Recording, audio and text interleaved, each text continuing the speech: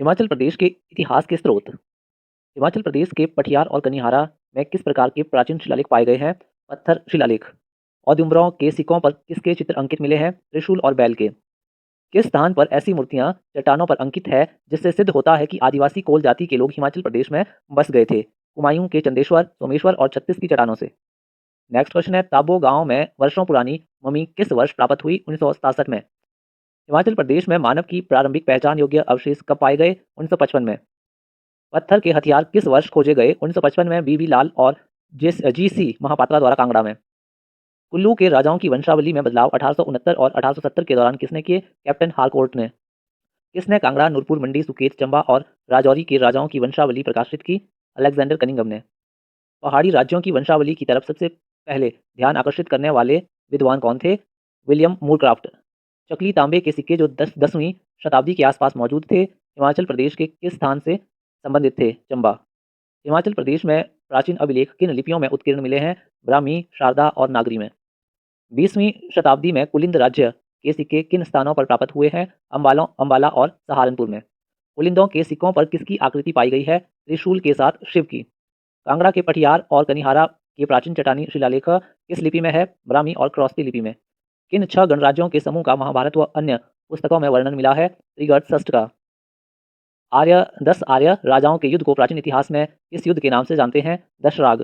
3000 ईसा पूर्व से 2500 ईसा पूर्व के बीच हिमाचल प्रदेश को जीतने के अभियान को किस आर्य राजा ने शुरू किया? दिवोदास ने। हिमाचल क्षेत्र पर सबसे पहले आक्रमण करने वाली विदेशी जाति कौन सी थी? आर्य।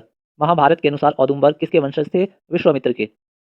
10 आर्य राजाओं के युद्ध दशराग का वर्णन किस हिंदू धर्म ग्रंथ में मिलता है? ऋग्वेद में। किरात राजा शांबर के विरुद्ध युद्ध के समय आर्य राजा दिवोदास के मुख्य सलाहकार कौन थे? भारद्वाज ऋषि। ऋग्वेद में वर्णित 10 राजाओं के युद्ध दशराग में किस राजा को विजय मिली? सुदास को। पंजाब का कौन सा नगर प्राचीन काल में त्रिगर्त के नाम से जाना जाता था? जालंधर। 3000 ईसा पूर्व से 2500 ईसा पूर्व के बीच किस किरात राजा ने आक्रमणकारी आर्य राजा दिवोदास के साथ युद्ध किया था? शांबर ने। ऋग्वेद में वर्णित दशराग का क्या अर्थ है? 10 आर्य राजाओं का युद्ध। महाभारत में वर्णित त्रिगर्त अब पंजाब के किस नगर का नाम है? जालंधर का। ऋग्वेद में वर्णित आर्यों और किरातों के बीच 3000 ईसा पूर्व से 2500 ईसा पूर्व में 40 वर्षीय युद्ध में उनके सेना अध्यक्ष कौन थे? किरात राजा सांबर और आर्य राजा दिवोदास। त्रिगर्त 2 भागों में बांटा हुआ था। एक का नाम नगरकोट था तथा दूसरे का नाम क्या था? जालंधर। उत्तर भारत के निवासियों को वैदिक आर्य किस अपमान सूचक नाम से पुकारते थे? दस्यु। सांबर किस स्थान पर मारा गया? विरची उदुबराज में। खसों ने हिमाचल प्रदेश में किस रास्ते से प्रवेश किया? कश्मीर से। महाभारत और पाणिनि के अष्टाध्यायी में किस गणराज्य का उल्लेख है? खस गणराज्य का। राजसूय यज्ञ से पहले त्रिगर्त, कुलुत और कुलिंद गणराज्यों की यात्रा किसने की? अर्जुन ने। खस, एकसान, परोड और कुलिंद गणराज्यों की यात्रा किसने की? युधिष्ठिर ने की। किस ऋषि ने राजा जन्मतापी का वध किया था? ऋषि वशिष्ठ ने। त्रिगर्त की राजधानी कहाँ थी? नगरकोट में। वैदिक काल में हिमाचल प्रदेश के निवासियों को किस नाम से जाना जाता था? दास, दस्यु, निषाद। घटोत्कच किसका पुत्र था? भीम और हिडिंबा का। महाभारत के अनुसार किस राक्षस के कटे कानों के आधार पर कानगढ़ से कांगड़ा बना? जालंधर राक्षस। विष्णु द्वारा मारे जाने वाले जालंधर को वैदिक काल का शांबर राक्षस मानने वाले विद्वान का क्या नाम था? राहुल सांकृत्यायन। पुरु राज्य का संस्थापक कौन था? ययाति। कुलिंदों के क्षेत्र कालिंद पर्वत से निकलने वाली कालिंदी को किस नाम से पुकारते हैं? यमुना नदी।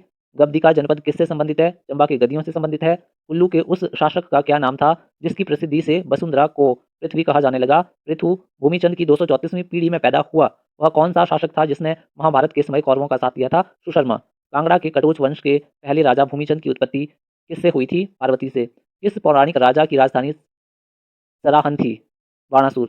दस्यु राजा शांबर के पास कितने किले थे? 99। सिंधु घाटी सभ्यता के दौरान कौन सी प्राचीन जनजाति निवास करती थी? दस्यु। भारत के किन प्राचीन ग्रंथों में खसों का वर्णन है? भगवत पुराण, वायु पुराण और बृहत पुराण में। इस पुराण के अनुसार जो व्यक्ति हिमालय के बारे में सोचता है बिना उसे देखे वह काशी में की गई पूजा से बड़ा फल प्राप्त करता है। स्कंद पुराण के अनुसार आर्यों के राजा दिवोदास के साथ हुए युद्ध में शांबर का सहायक कौन था? वर्ची। आर्य हिमाचल प्रदेश में किस नाम से जाने जाते थे? कुलिंद। किस धर्म ग्रंथ के अनुसार कोल, किरात, यक्ष और नाग जैसी अनार्य जनजातियां हिमाचल प्रदेश में आर्यों से पहले बसी हुई थी? ऋग्वेद के अनुसार। हिमाचल प्रदेश की दूसरी सबसे पुरानी रियासत कौन सी थी? कुलुत। कुलिंद स्थायी रूप से कहाँ के निवासी थे? शिमला और सिरमौर के। हिमाचल प्रदेश में बसने वाली दूसरी जाति कौन सी थी? किरात। हिमाचल प्रदेश में उत्तर पश्चिम से प्रवेश करने वाली तीसरी जाति कौन सी थी? खस। हिमाचल प्रदेश के प्राचीनतम निवासी कौन थे? कोल। किस नदी के तट पर सिकंदर ने 12 स्तूपों का निर्माण कराया जो उसके भारत अभियान की गवाही दे रहे हैं? ब्यास। उस सेनापति का क्या नाम था जिसने सिकंदर को भारत विजय के लिए आगे न बढ़ने के लिए मना किया था? कोइनोस। अशोक ने हिमाचल प्रदेश के किस स्थान पर कुछ स्तूपों का निर्माण करवाया? कुलुत की वादी में। भारत आक्रमण के बीच में सिकंदर को ब्यास नदी पार किए बिना स्वदेश लौटने के लिए कौन सा कारण जिम्मेवार ठहराया गया? ज्योतिषियों के द्वारा मना करना। अशोक ने हिमाचल प्रदेश में बौद्ध धर्म के प्रचार के लिए किस भिक्षु को भेजा? मजिजम। सिकंदर ने भारत विजय के अंतिम बिंदु की पहचान के लिए क्या किया? 50 क्यूबिक ऊंचाई की वर्गाकार पत्थरों की 12 वेदियां ब्यास नदी के ऊपरी तट पर बनवाई। अपने प्राचीनतम ढांचे के लिए प्रसिद्ध गांव जिसका नाम सिकंदर महान से जोड़ा जाता है, उसका क्या नाम है? मलाना। टॉन्स और यमुना नदी के समीप स्थित कालसी में किसने पत्थर पर लिखित राजघोषणा का निर्माण करवाया था? अशोक ने। सिकंदर ने किस वर्ष ब्यास नदी के तट पर कदम रखा? 326 ईसा पूर्व। अशोक द्वारा हिमाचल प्रदेश की पौंटा घाटी में निर्मित एक स्तूप को एक मुसलमान शासक ने दिल्ली में कहाँ स्थानांतरित किया था? फिरोज शाह कोटला में।